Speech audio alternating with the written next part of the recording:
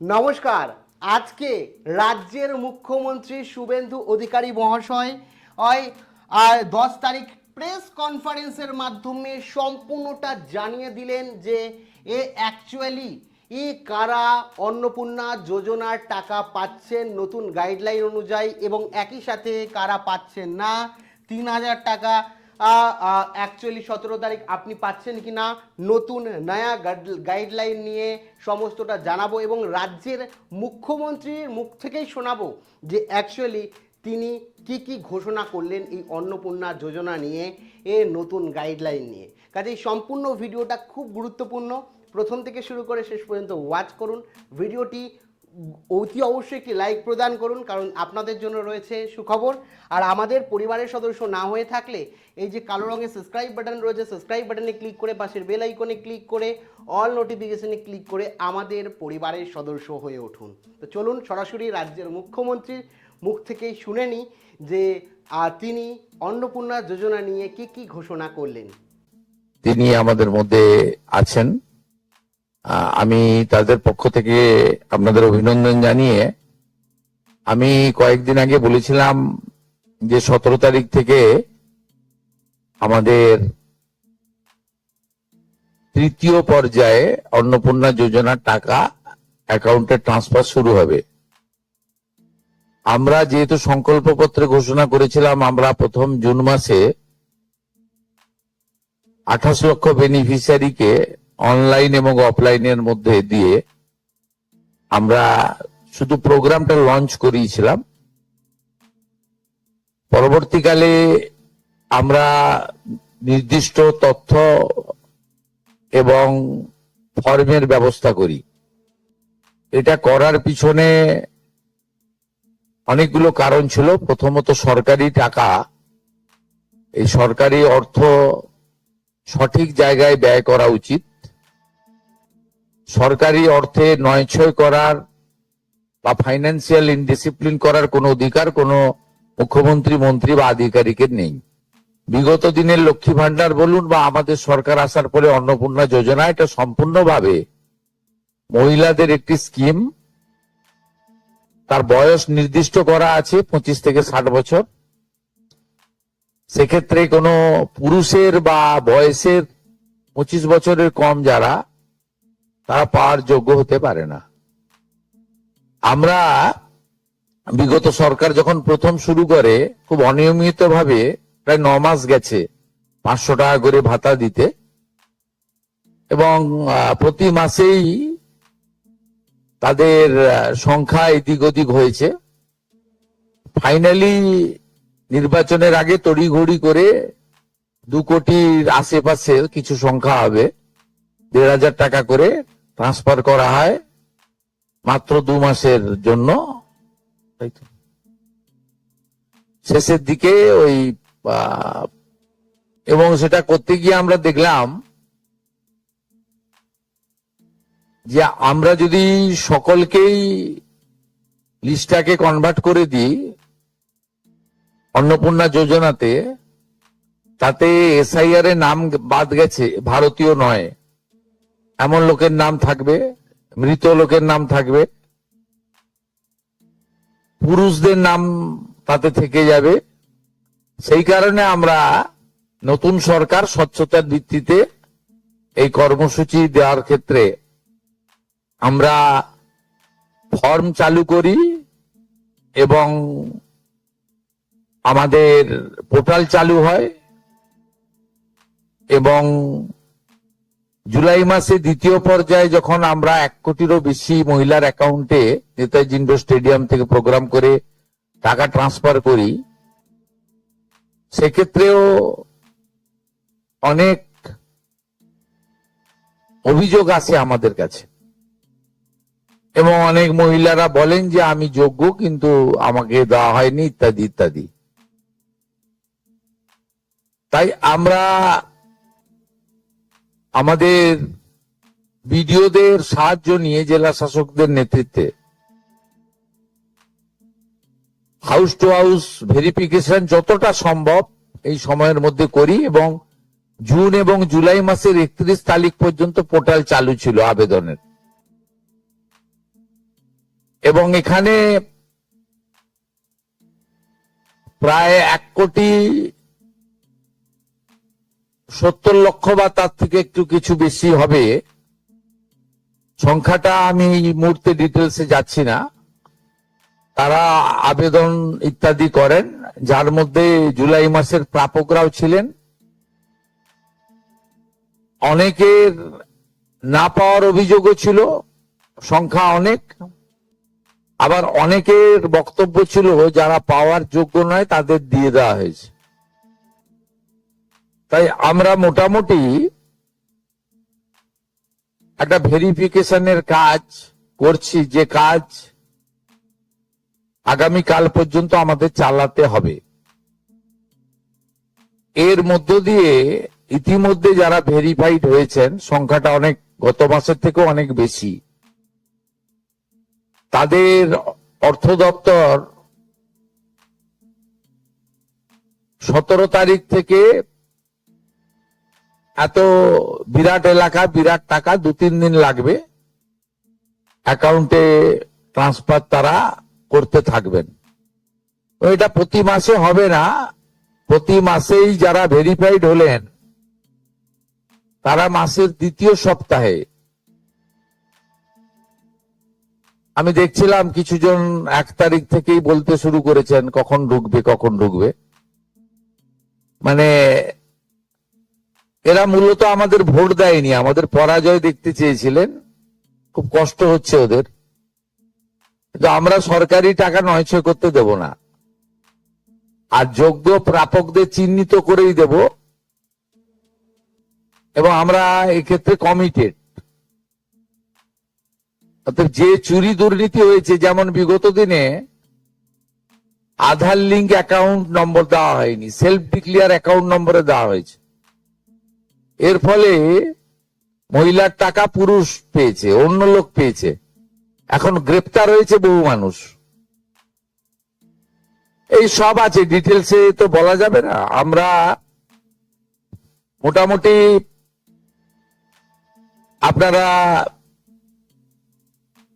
আমাদের শিশু ও নারী কল্যাণ দপ্তরের, এটা হচ্ছে নোডাল এজেন্সি, ইমপ্লিমেন্টিং এজেন্সি, তাদের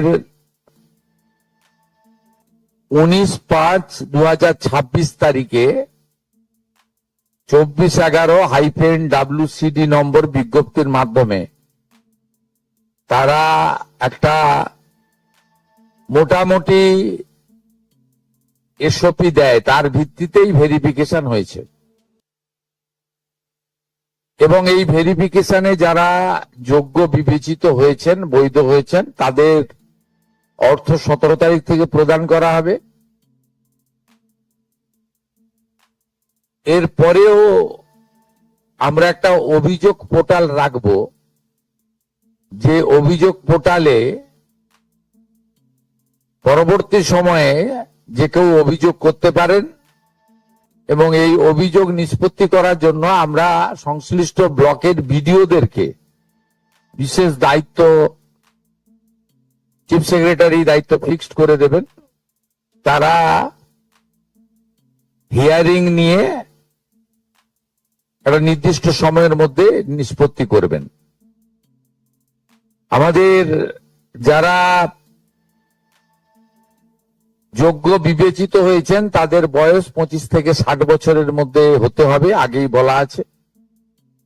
কেন্দ্রীয় বা রাজ্য সরকার, কোন বিধিবদ্ধ সংস্থা, সরকারি আন্ডারটেকিং, পঞ্চায়েত, পৌরসভা, সরকার, সরকারি সাহায্যপ্রাপ্ত শিক্ষা প্রতিষ্ঠান, অর্থাৎ শিক্ষক, শিক্ষাকর্মী,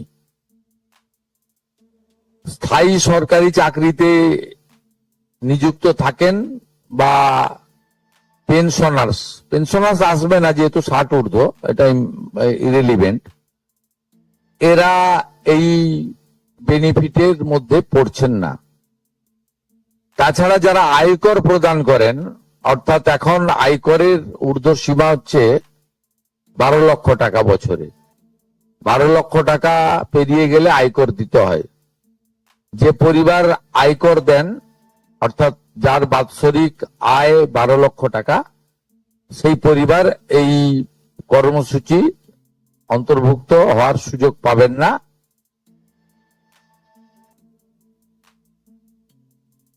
এবং যে মহিলা নিজে 10,000 টাকার বেশি নিজে উপার্জন করেন মাসে, তাকেও এর বিবেচনার মধ্যে প্রাথমিকভাবে আনা হয়নি। কিন্তু এক্ষেত্রে যারা ক্যাজুয়াল কন্ট্রাকচুয়াল মানে বাড়ির পুরুষ মানুষরা, তাদের বাড়ির পরিবারের স্ত্রী বা অন্যরা বিবেচিত হবেন। যদি কোনো মহিলা, এটা একটি নারী অর্থনৈতিক সশক্তিকরণের স্কিম, সেক্ষেত্রে যিনি সরাসরি নিজে 10,000 টাকার বেশি উপার্জন করেন তাকে বিবেচনা করা হবে না। 25 থেকে 60-এর মধ্যে যারা 3,000 টাকার কম ভাতা পান, ধরুন উইডো পেনশন 1,500 টাকা এই মাস থেকে হয়েছে, গত মাস পর্যন্ত ছিল 1,000 টাকা, তাদেরকে হায়ারটা দেওয়া হচ্ছে, 3,000 টাকাটাই দেওয়া হচ্ছে অন্নপূর্ণা যোজনাতে।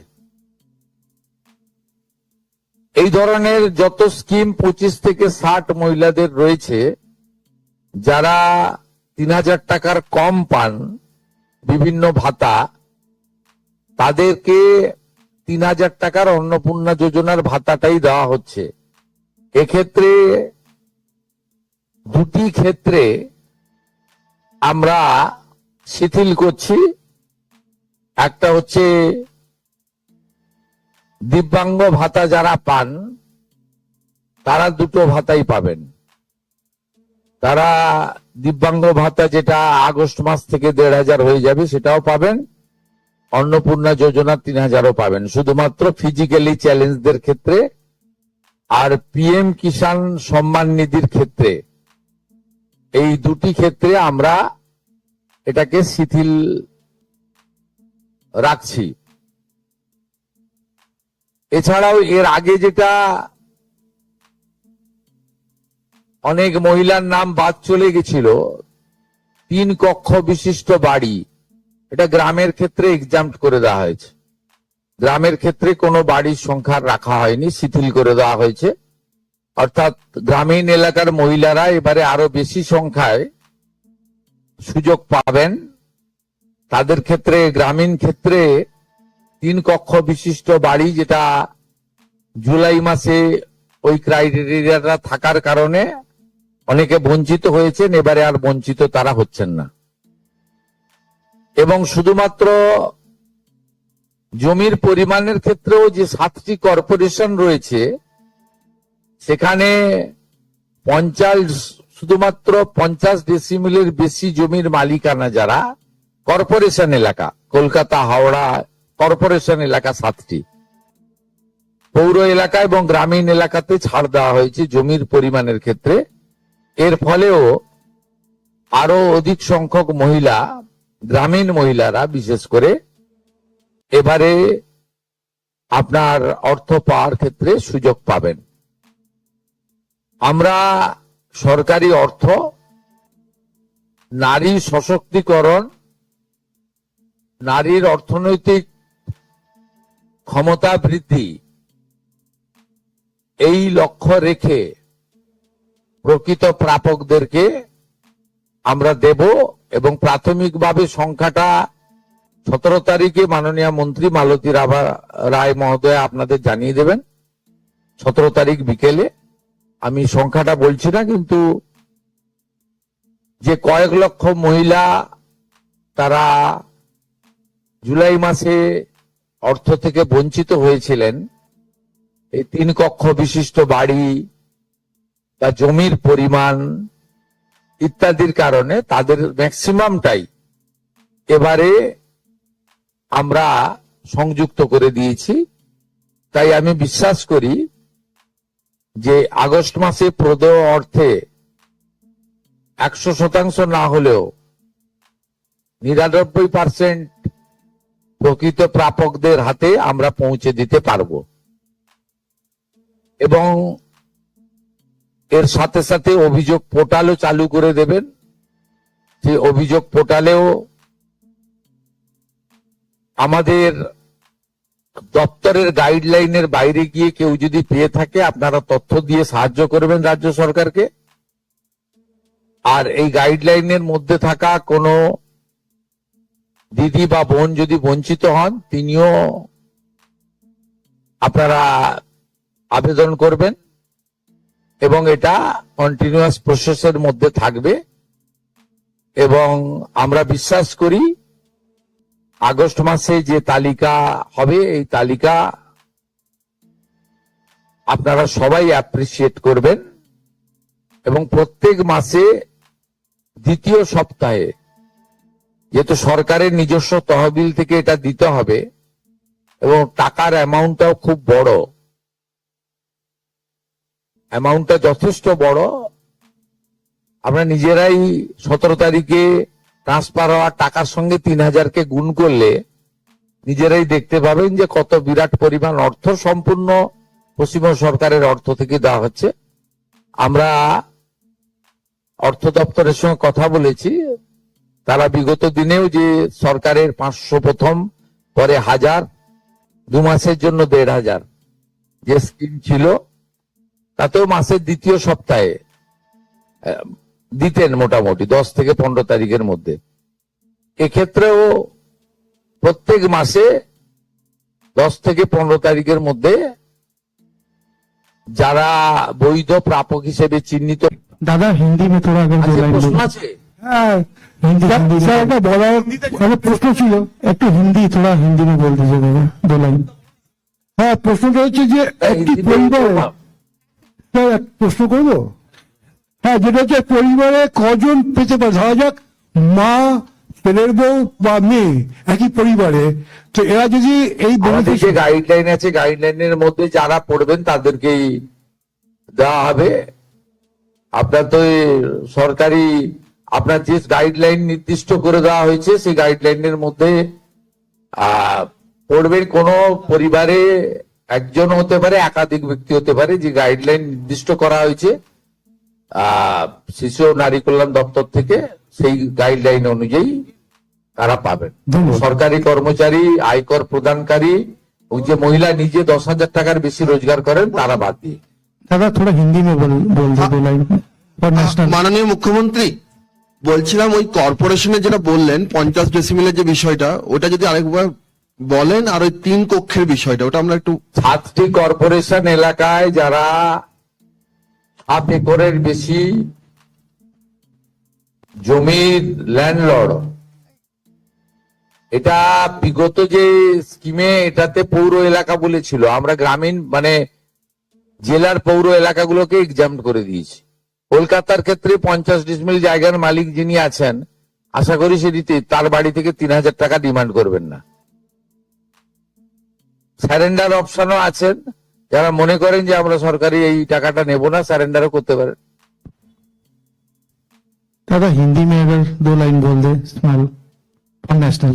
देखिए हिंदी में तो नहीं है, हमारी मैनिफेस्टो में है कि आप लोग में 17 अगस्त से जो फाइनेंशियल व्यवस्था, उसका बाद आसान क्राइटेरिया फुलफिल तो नहीं পাবলিকের মধ্যে যেত, এটাও 10 থেকে দ্বিতীয় মাসে 1,19,00,000 গুণিতক 3,000। গভর্নমেন্ট ফান্ড কত খরচ হয়েছে আর কত হতে পারে গুণিতক করে দেবেন। প্রথম মাসে 28 লক্ষ গুণিতক 3,000, দ্বিতীয় মাসে 1,19,00,000 গুণিতক 3,000।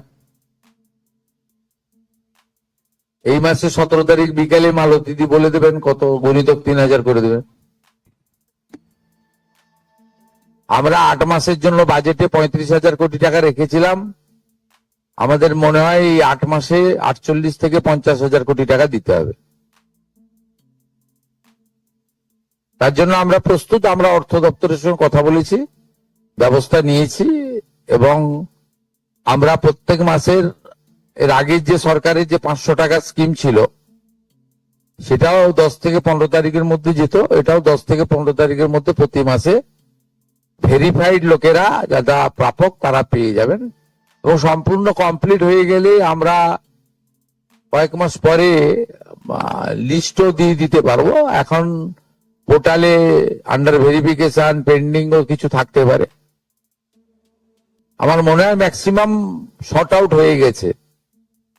এর আগে যে প্রবলেমটা হয়েছিল তাতে কিছুটা অ্যাকাউন্টসের জন্য প্রবলেম হয়েছিল, অনেকের অ্যাকাউন্ট নাম্বারের সঙ্গে ব্যাংকের, সেটা সেই প্রবলেমের জন্য আমরা সলভ করে নিয়েছি ওটা।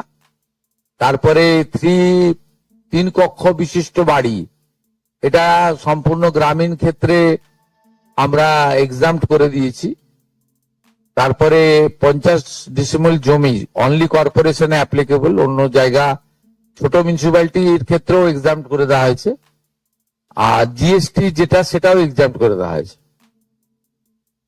অতএব অনেকগুলোই এক্সাম্পট করে দেওয়া হয়েছে। আমার মনে হয় ম্যাক্সিমাম লোকজন কভার করে যাবেন। তারপরেও যদি কেউ থাকবেন না, অভিযোগ পোর্টাল থাকবে, সব সরকারে আছে।